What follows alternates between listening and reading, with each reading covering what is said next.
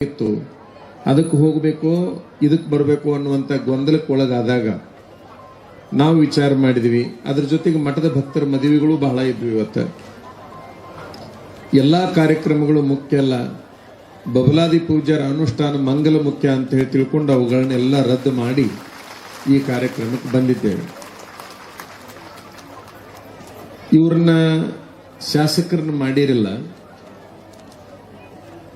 ಯಾರಿಗೆ ಓಟ್ ಹಾಕಬೇಕಾಗಿತ್ತು ಅಂತಂದ್ರೆ ನಿಮಗೂ ವಯಸ್ಸು ಎಷ್ಟಾಗಿರ್ಬೇಕು? 18 ಆಗಿದ್ರೆ ಮಾತ್ರ ನಿಮಗೆ ಓಟ್ ಹಾಕಕ್ ಬರ್ತೈತಿ. ನೀವು ಯಾವ್ದಾದ್ರೂ ಗಾಡಿ 2 ಗಾಲಿದರ ಓಡಿಸ್ರಿ, 3 ಗಾಲಿದರ ಓಡಿಸ್ರಿ, 4 ಗಾಲಿದರ ಓಡಿಸ್ರಿ, 10 ಗಾಲಿದರ ಓಡಿಸ್ರಿ, ಅದಕ್ಕೆ ಲೈಸೆನ್ಸ್ ಕೊಡಬೇಕಾಗಿದ್ರ ಎಷ್ಟು ವಯಸ್ಸಾಗಿರ್ಬೇಕು? 18. ಡ್ರೈವಿಂಗ್ ಲೈಸೆನ್ಸ್ ಬೇಕಾಗಿತ್ತು ಅಂತಂದ್ರ 18. ಓಟ್ ಹಾಕಬೇಕಾಗಿತ್ತಂದ್ರ 18. ಹೆಣ್ಮಕ್ಳ ಕೊಳ್ಳಾಗ ಲೈಸೆನ್ಸ್ ಬರ್ಬೇಕಾಗಿದ್ರ ಅಂದ್ರ ತಾಳಿ ಕಟ್ಟಬೇಕಾಗಿದ್ರ 18 ಆಗಿರ್ಬೇಕು. ತಾಳಿಗೆ 18. ಈ 18 ಬಹಳ ವಿಚಿತ್ರವಾಗಿರುವಂತಹದ್ದು. ಇದು ಬರೇ ಇಲ್ಲೆಷ್ಟ ಐತೆ ಅಂತ ತಿಳ್ಕೊಬೇಡ್ರಿ. ಇಡೀ ದೇಶದ ಇತಿಹಾಸದಲ್ಲಿ 18 ಬಹಳ ಅದ್ಭುತವಾಗಿರುವಂತಹದ್ದು. ಮಹಾಭಾರತದ ಯುದ್ಧ ನಡೆದಿದ್ದು 18 ದಿವಸ. ಮಹಾಭಾರತದ ಯುದ್ಧ ನಡೆದಿದ್ದು ಕೌರವರಿಗೆ ಪಾಂಡವರಿಗೆ ನಡೆದಿರುವಂತಹ ಯುದ್ಧ 18 ದಿವಸ. ಅಲ್ಲಿ ಸೇರಿರುವಂತಹ ಜನಸಂಖ್ಯೆ 18 ಅಕ್ಷೋಹಿಣಿ. ವಿಚಾರ ಮಾಡ್ರಿ, 18 ಅಕ್ಷೋಹಿಣಿ. ಭಗವದ್ಗೀತೆ ಒಳಗ ಅಧ್ಯಾಯಗಳು ಎಷ್ಟಂದ್ರೆ 18 ಅದಾವ.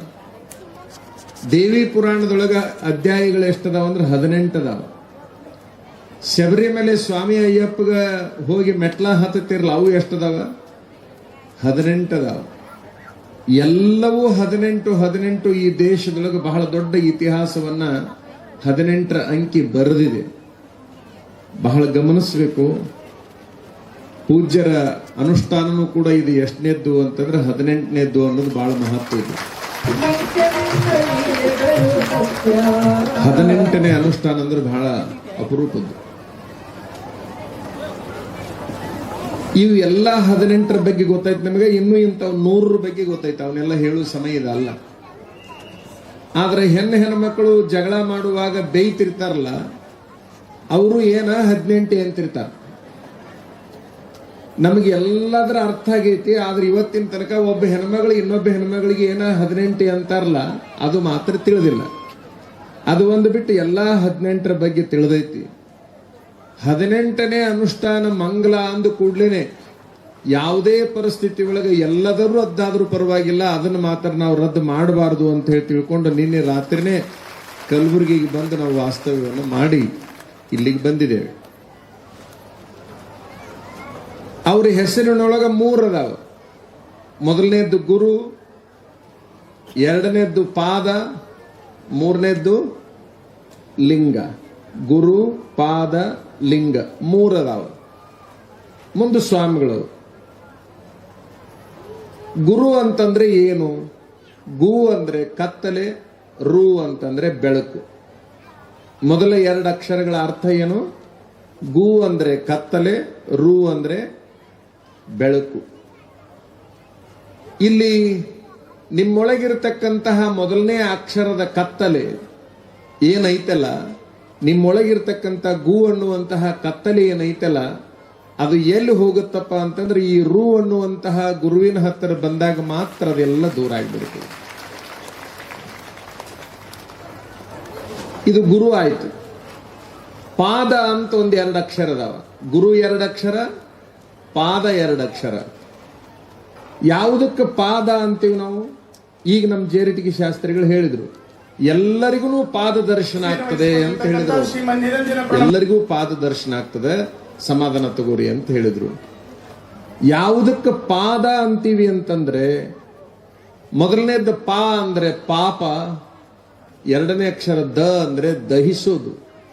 ಯಾರ ಪಾಪವನ್ನು ಯಾವ ಪಾದ ದಹಿಸುತ್ತಲ್ಲ ಅದಕ್ಕೆ ಪಾದ ಅಂತೀವಿ. ಅಂತಹ ಪಾದದ ದರ್ಶನಕ್ಕೆ ನೀವೆಲ್ಲ ಬಂದಿದ್ದೀರಿ. ಗುರು ಆಯ್ತು, ಪಾದ ಆಯ್ತು, ಈಗಿರೋದು ಯಾವುದು? ಲಿಂಗ. ನಮ್ಮ ಒಳಗೆ ಒಂದು ಸಿದ್ಧಾಂತ ಇದೆ. ಯಾವುದು ಅಂದ್ರೆ ಅಂಗವನ್ನ ಲಿಂಗವನ್ನಾಗಿ ಮಾಡಿಕೊಳ್ಳೋದು. ಈ ಅಂಗವನ್ನ ಲಿಂಗವನ್ನಾಗಿ ಮಾಡೋದು ಅಂತ ಒಂದು ಶಾಸ್ತ್ರ ಇದೆ. ನಿಮ್ಮ ಎಲ್ಲವೂ ಅಂಗ,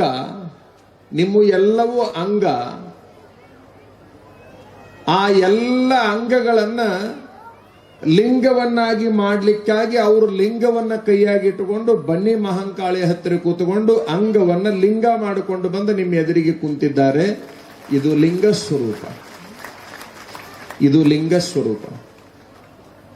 ಅಂಗವನ್ನ ಲಿಂಗ ಮಾಡೋದು ಬಹಳ ಸುಲಭ ಐತಿ.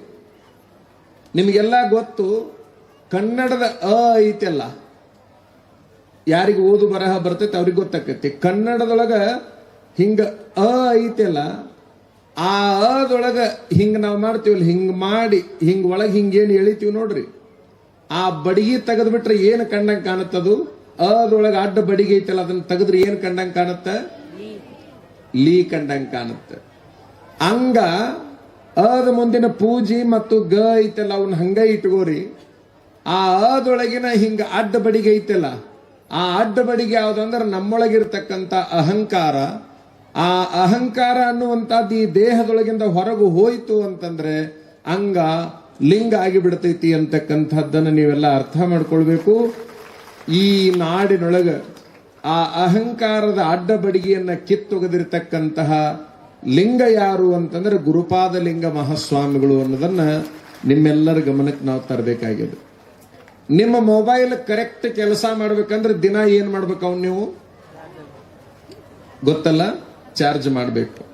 ನಿಮ್ಮ ಮೊಬೈಲ್ ಕೆಲಸ ಮಾಡ್ಬೇಕಾಗಿತ್ತಂದ್ರೆ ನೀವು ಕರೆಕ್ಟ್ ಆಗಿ ಅದನ್ನ ನೆನಪಿನಾಗ ಇಟ್ಟುಕೊಂಡು ಚಾರ್ಜ್ ಮಾಡಲೇಬೇಕು. ಈಗೆಲ್ಲರೂ ಚಾರ್ಜ್ ಮಾಡ್ಕೊಂಡು ಬಂದಿರಿ, ಹೌದಾ? ನಿಮ್ಮ ಮೊಬೈಲ್ ಚಾರ್ಜ್ ಆದ್ರೆ ಮಾತ್ರ ಕೆಲಸ ಮಾಡಬೇಕು ಅಂತ ಐತಿ. ಅದರ ಜೊತೆಗೆ ತಿಂಗಳಿಗೊಮ್ಮೆ ಏನ್ ಮಾಡ್ಬೇಕು? ನೀವು ದಿನ ಚಾರ್ಜ್ ಮಾಡಬೇಕು, ತಿಂಗಳಿಗೊಮ್ಮೆ ರೀಚಾರ್ಜ್ ಮಾಡಿಸ್ಬೇಕು. ನೀವು ಚಾರ್ಜ್ ಮಾಡಿದ್ರೂ ನಡೆಯಂಗಿಲ್ಲ, ರೀಚಾರ್ಜ್ ಮಾಡಿದ್ರೂ ನಡೆಯಂಗಿಲ್ಲ. ಏನಿರ್ಬೇಕು? ಆ ಮೊಬೈಲ್ ಕೆಲಸ ಮಾಡ್ಬೇಕಾ? ಒಂದು ಮುಂದಿನ ದಿನಗಳಲ್ಲಿ ಒಂದು ಒಳ್ಳೇದಾಗ್ತದಂತೇಳಿ ಶ್ರೀಗಳ ಆಶೀರ್ವಾದ ಕೊಡ್ತಾರೆ.